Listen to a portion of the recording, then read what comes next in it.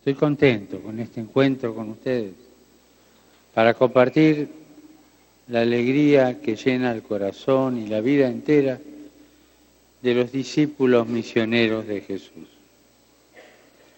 Así lo han manifestado las palabras de saludo de Monseñor Roberto Bordi y los testimonios del Padre Miguel, de la hermana Gabriela y del seminarista Damián. Muchas gracias por compartir la propia experiencia vocacional. Y en el relato del Evangelio hemos escuchado también la experiencia de otro discípulo, Bartimeo, que se unió al grupo de los seguidores de Jesús. Fue un discípulo de última hora. Era el último viaje que el Señor hacía de Jericó a Jerusalén, a donde iba a ser entregado. Ciego y mendigo. Bartimeo estaba al borde del camino. Más exclusión imposible. Marginado. Y cuando se enteró del paso de Jesús comenzó a gritar. Se hizo sentir, como esa buena hermanita que con la batería se hacía sentir y decía, aquí estoy, te felicito, tocás bien.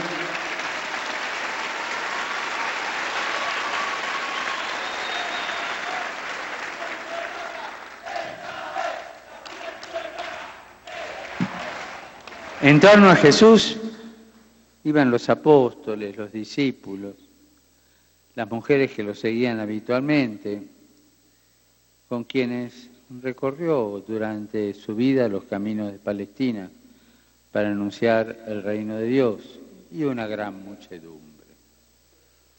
Si traducimos esto, forzando el lenguaje, en torno a Jesús iban los obispos, los curas, las monjas, los seminaristas, los laicos comprometidos, todos los que lo seguían, escuchando a Jesús, y el pueblo fiel de Dios.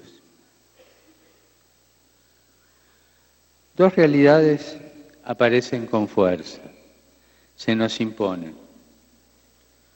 Por un lado, el grito del mendigo, y por otro, las distintas reacciones de los discípulos. Pensemos las distintas reacciones de los obispos, los curas, las monjas, los seminaristas, a los gritos que vamos sintiendo o no sintiendo. Parece como que el evangelista nos quisiera mostrar cuál es el tipo de eco que encuentra el grito de Bartimeo en la vida de la gente, en la vida de los seguidores de Jesús. ¿Cómo reaccionan frente al dolor de aquel que está al borde del camino, que nadie le hace caso? Nomás le dan una limosna. De aquel que está sentado sobre su dolor, que no entra en ese círculo que está siguiendo al Señor.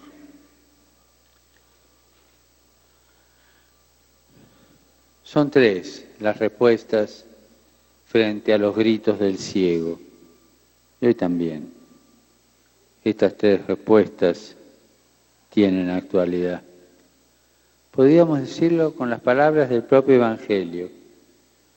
Pasar, cállate, ánimo, levántate. Pasar de largo, y algunos porque ya no escuchan. Estaban con Jesús, miraban a Jesús, querían oír a Jesús, no escuchaban. Pasar es el eco de la indiferencia, de pasar al lado de los problemas y que estos no nos toquen. No es mi problema. No los escuchamos, no los reconocemos. Sordera, ¿eh? Es la tentación de naturalizar el dolor, de acostumbrarse a la injusticia. Y sí, hay gente así. Yo estoy acá con Dios, con mi vida consagrada, elegido por Jesús para el ministerio. Y bueno, sí, es natural que haya enfermos, que haya pobres, que haya gente que sufre. Entonces ya es tan natural que no me llama la atención un grito, un pedido de auxilio. Acostumbrarse. Y nos decimos, es normal, siempre fue así. Mientras a mí no me toque, pero eso entre paréntesis. Es el eco que nace en un corazón blindado, en un corazón cerrado, que ha perdido la capacidad de asombro y por lo tanto la posibilidad de cambio. ¿Cuántos seguidores de Jesús corremos este peligro de perder nuestra capacidad de asombro, incluso con el Señor? Ese estupor del primer encuentro como que se va degradando. Y eso le puede pasar a cualquiera, le pasó al primer Papa. ¿A dónde vamos a ir, Señor, si tú tienes palabra de vida eterna? Y después lo traiciona, lo niega, el estupor se le degradó. Es todo un proceso de acostumbramiento. Corazón blindado. Se trata de un corazón que se ha acostumbrado a pasar sin dejarse tocar. Una existencia que pasando de aquí para allá no logra enraizarse en la vida de su pueblo simplemente porque está en esa élite que sigue al Señor. Podríamos también llamarlo, es la espiritualidad del zapping. Pasa y pasa, pasa y pasa, pero nada queda.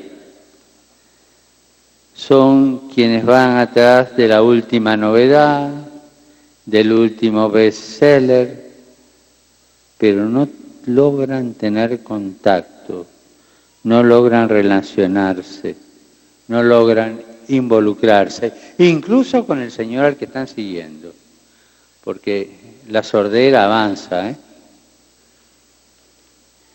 Ustedes me podrán decir, pero esa gente estaba siguiendo al Maestro, estaba atento a las palabras del Maestro, lo estaban escuchando a Él.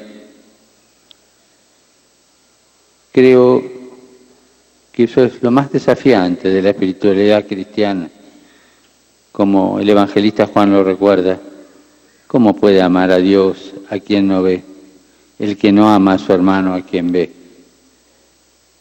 Ellos creían que escuchaban al Maestro, pero también traducían, y las palabras del Maestro pasaban por el alambique de su corazón blindado.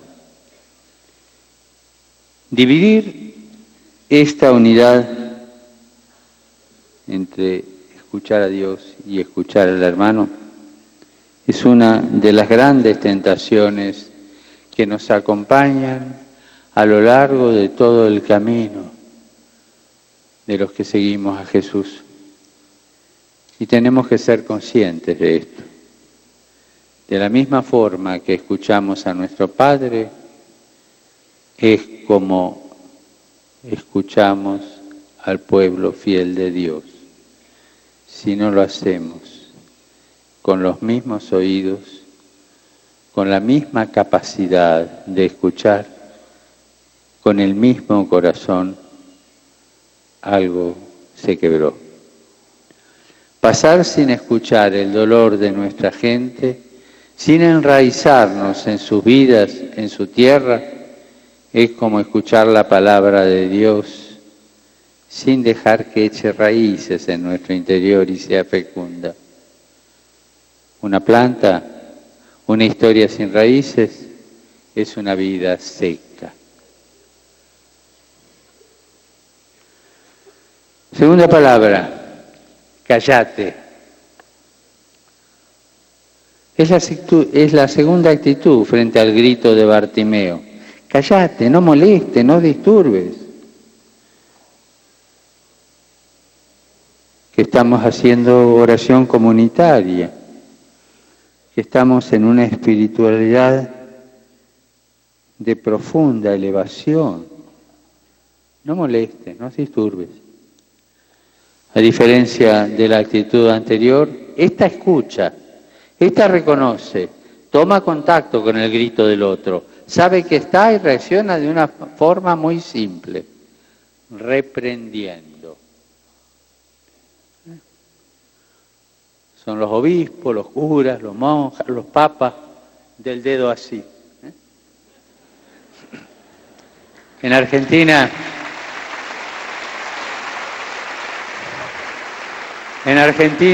decimos de las maestras del dedo así, esta es como las maestras del tiempo de Irigoyen, que estudiaban la disciplina muy dura.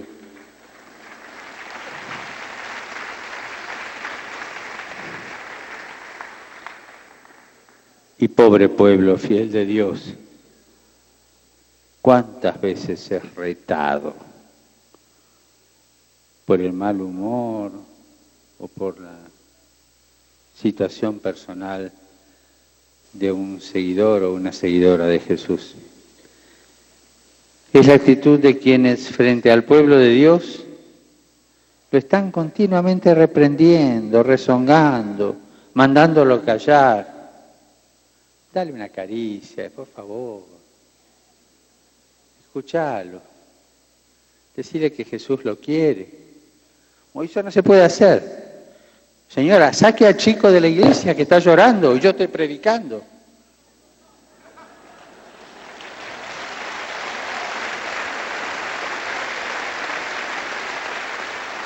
Como si el llanto de un chico no fuera una sublime predicación.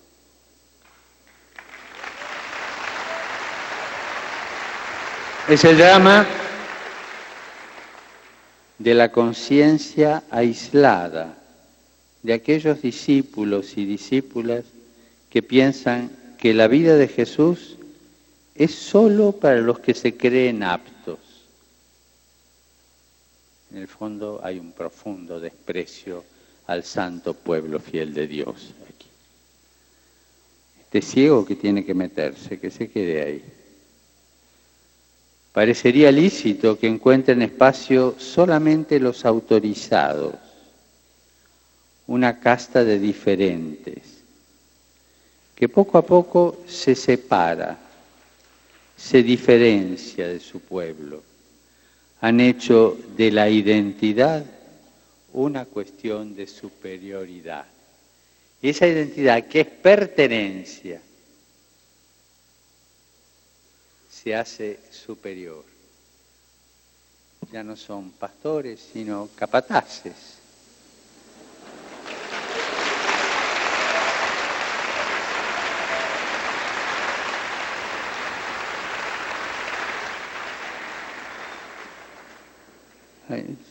Yo llegué hasta acá, ponete en tu sitio. Escuchan, pero no oyen. Ven, pero no miran. Me permito una anécdota que viví hace como año 75, en tu diócesis, en tu arquidiócesis. Yo le había hecho una promesa al Señor del Milagro de ir todos los años a Salta en peregrinación para el milagro si mandaba 40 novicios. Mandó 41. Y bueno, después de una concelebración, porque ahí es como en todo gran santuario, misa tras misa, confesiones, y no pará. Yo salía hablando con un cura que me acompañaba, que estaba conmigo, había venido conmigo. Y se acerca una señora, ya a la salida, con unos santitos. Una señora muy sencilla. No sé, sería de Salta o habrá venido de no sé dónde, que a veces tardan días en llegar a la capital para la fiesta del milagro. Padre, ¿me lo bendice? Le dice al cura que me acompañaba. Señora, ¿usted estuvo en misa? Sí, padrecito. Bueno, ahí la bendición de Dios, la presencia de Dios bendice todo lo hace. Sí, padrecito, sí, padrecito. Y después la bendición final bendice todo, sí, padrecito, sí, padrecito. En ese momento sale otro cura, amigo de este, pero que no se habían visto. Entonces, vos acá, se da vuelta. Y la señora, que no sé cómo se llamaba, digamos, la señora, sí, padrecito, me mira y me dice, padre, ¿me lo bendice usted? Los que siempre le ponen barreras al pueblo de Dios, lo separan, escuchan, pero no oyen, le echan un sermón, ven, pero no miran. La necesidad de diferenciarse les ha bloqueado el corazón. La necesidad, consciente o inconsciente, de decirse, yo no soy como él, no soy como ellos, los ha apartado no solo del grito de su gente, ni de su llanto, sino especialmente de los motivos de la alegría. Reír con los que ríen, llorar con los que lloran. Y ahí parte del misterio del corazón sacerdotal y del corazón consagrado.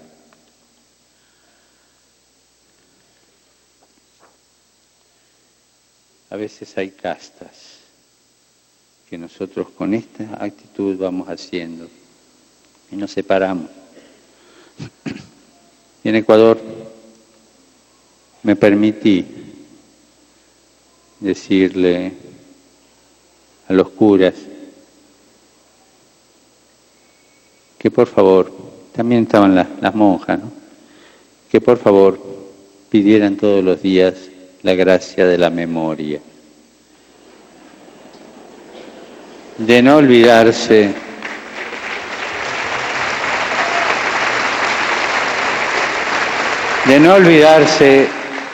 de dónde te sacaron. Te sacaron de detrás del rebaño. No te olvides nunca. No te la creo. No niegues tus raíces. No niegues esa cultura que aprendiste de tu gente. Porque ahora tenés una cultura más sofisticada, más importante.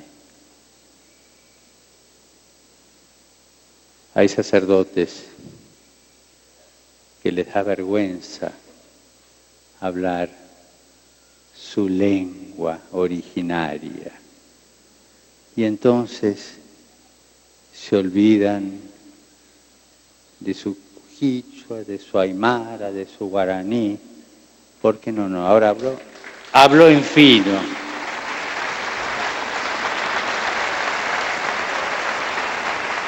La gracia de no perder la memoria del pueblo fiel. Y es una gracia.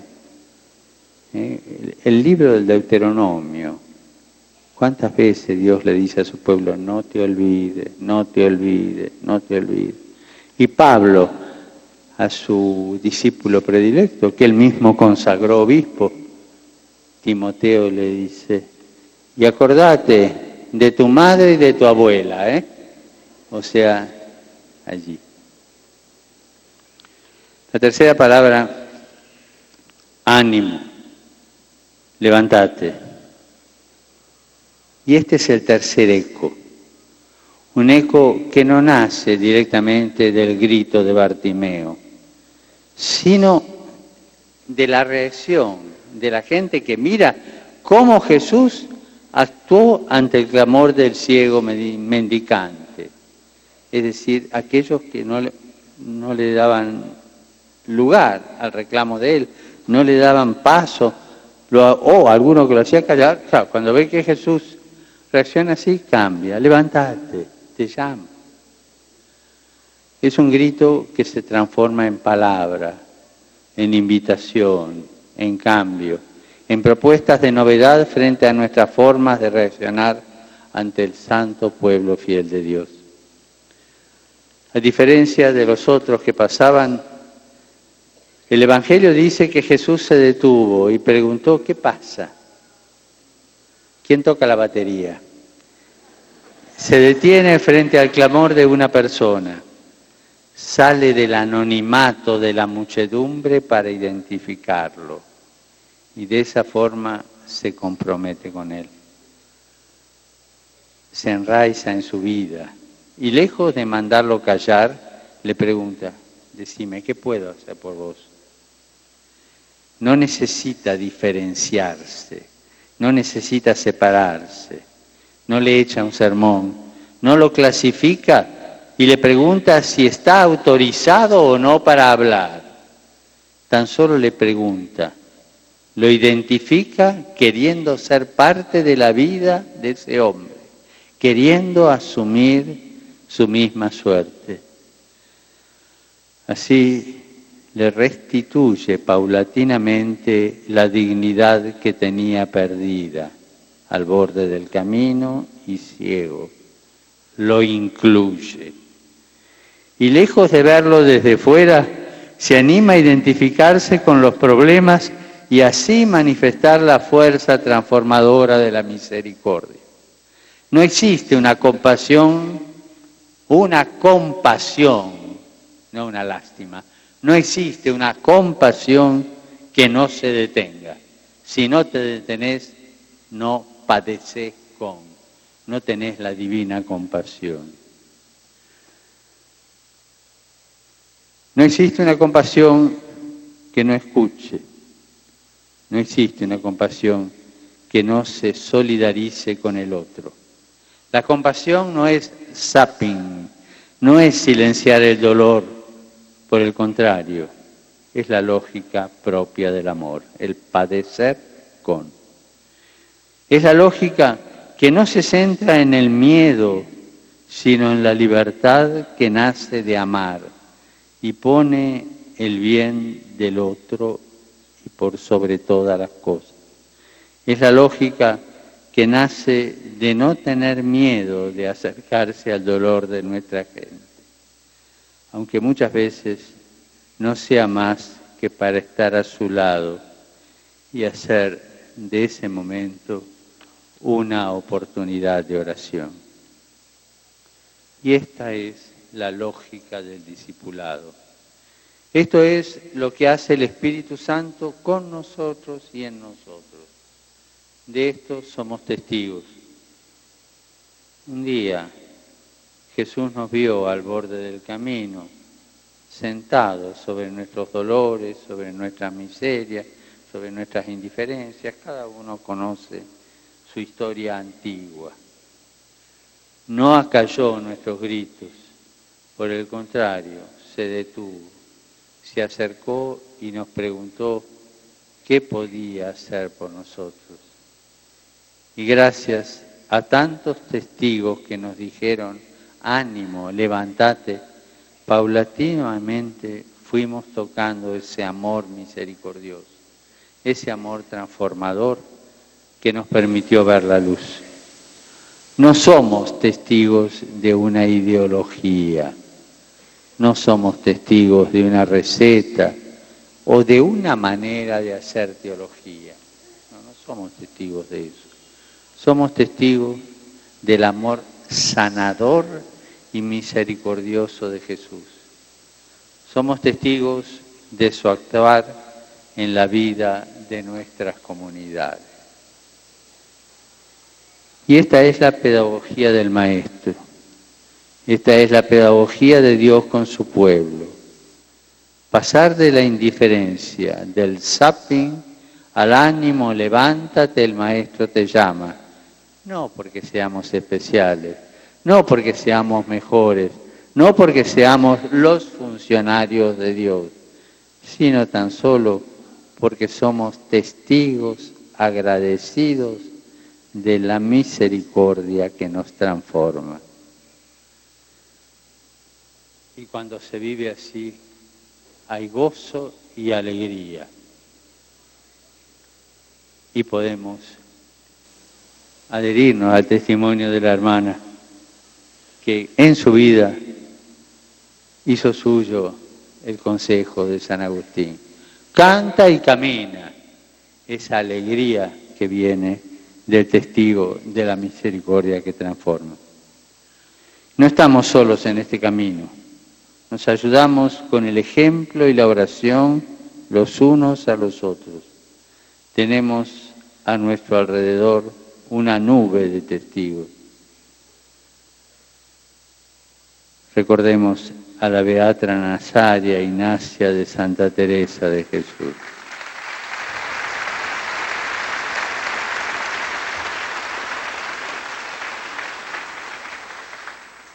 Que dedicó su vida al anuncio del reino de Dios, en la atención a los ancianos, con la olla del pobre, para quien no tenían que comer, abriendo asilos para niños huérfanos, hospitales para heridos de la guerra, e incluso creando un sindicato femenino para la promoción de la mujer. Recordemos también a la venerable Virginia Blanco Tardío, entregada totalmente a la evangelización y al cuidado de las personas pobres y enfermas. Ellas y tantos otros anónimos del montón de los que seguimos a Jesús son estímulo para nuestro camino, esa nube de testigos. Vayamos adelante con la ayuda de Dios y colaboración de todos. El Señor se vale de nosotros para que su luz llegue a todos los rincones de la tierra.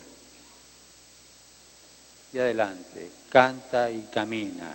Y mientras cantan y caminan, por favor, recen por mí que lo necesito. Gracias.